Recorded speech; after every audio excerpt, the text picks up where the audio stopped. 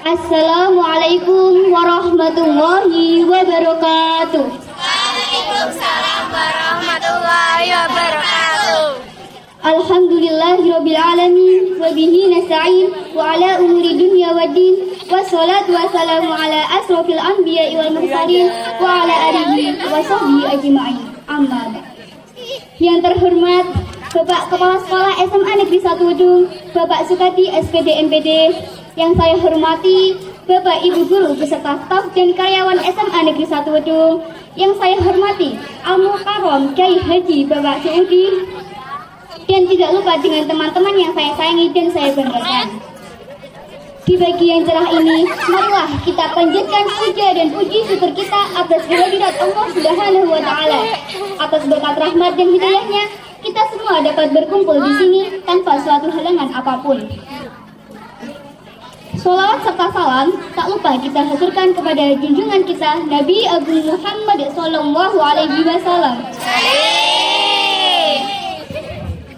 Hadirin yang berbahagia, pada kesempatan kali ini, saya, Ariela, dari kelas 12 MIPA 1 akan menceritakan tentang Abu Nuwas atau yang biasa kita sebut dengan Abu Nawas. Kalian kenal gak sama Abu Nawas? Kenal? Emang kenal di mana? Hidupnya aja ratusan tahun yang lalu.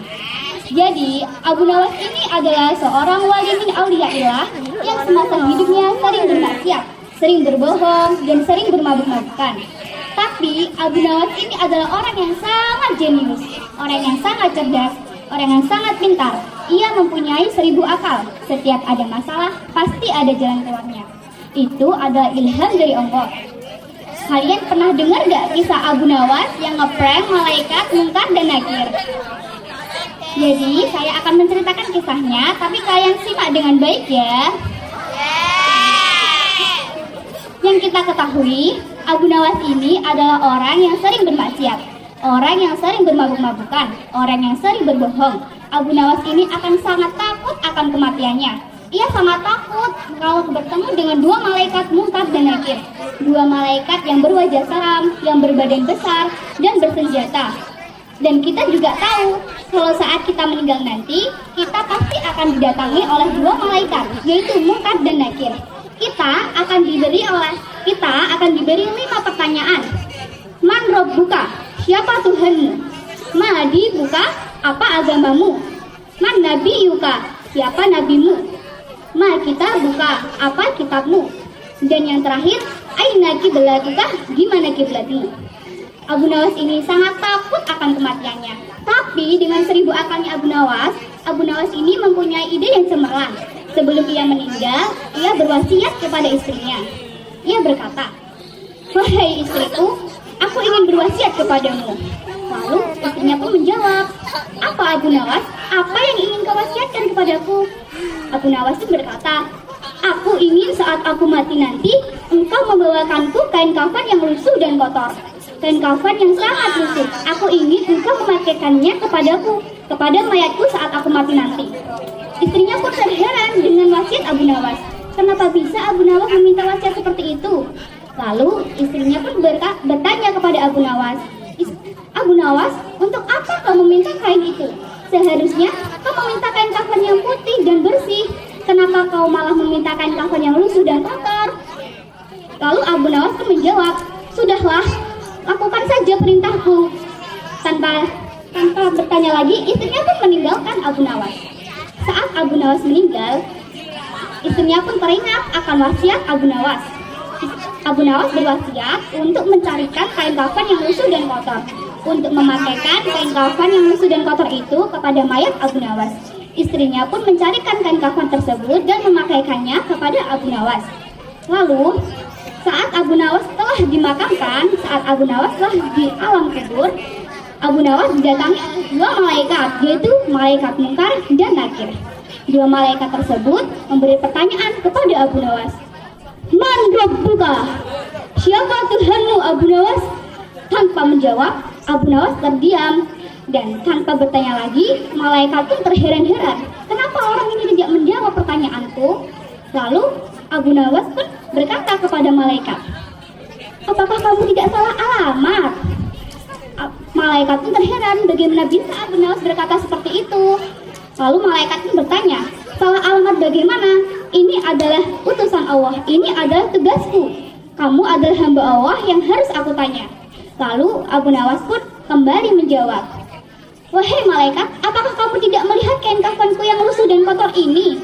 Aku ini mayat yang lama. Aku ini sudah kamu tanya dulu. Kenapa kamu datang lagi kepadaku? Kenapa kamu bertanya lagi kepadaku? Lihatlah, kain kafanku ini sudah lusuh dan kotor.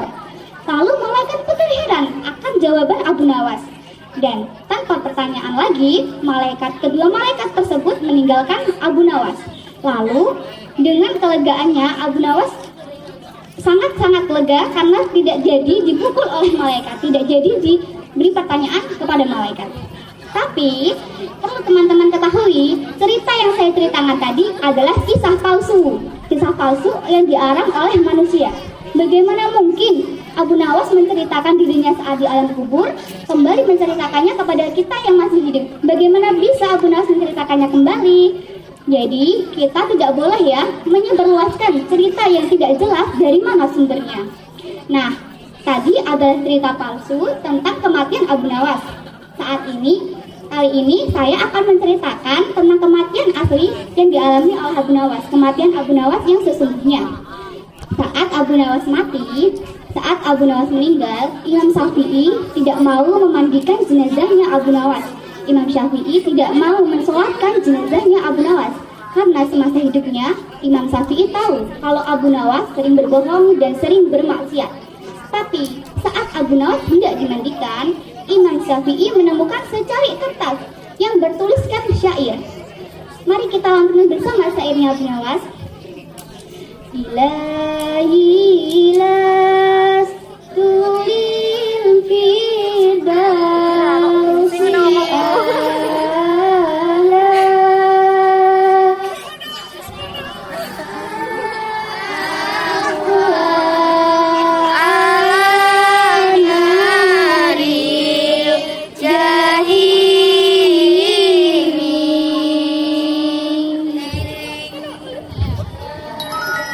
Fahab li taubatan waghfir dunubi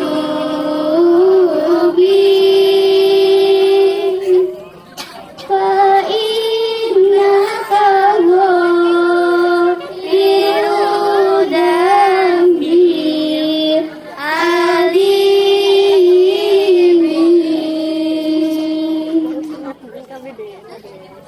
Wahai Tuhanku, aku bukanlah ahli surga, namun pula ku tak sanggup ke neraka.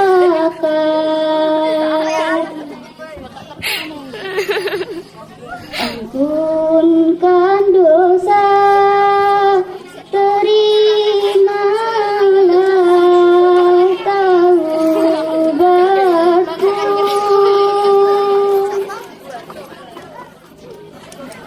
Sesungguhnya Engkaulah pengampun dosa.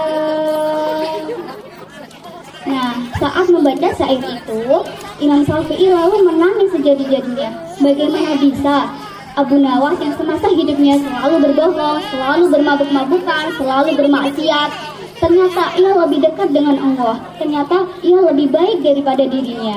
Jadi, hikmah yang bisa kita ambil dari kisah yang telah saya ceritakan tadi, kita tidak boleh melihat seseorang dari luarnya saja. Siapa tahu orang yang kita nilai lebih buruk dari kita adalah orang yang lebih baik dari kita. Siapa tahu orang yang lebih buruk dari kita adalah orang yang lebih dekat dengan Allah. Cukup sampai di sini saja yang bisa saya ceritakan. Ariela pergi ke lahan. Pergi ke lahan untuk menadi saman. Jika ada kesalahan, mohon dimaafkan ya teman-teman. Wabillahi taufiq wal hidayah, warida wal inayah. Wassalamualaikum warahmatullahi wabarakatuh.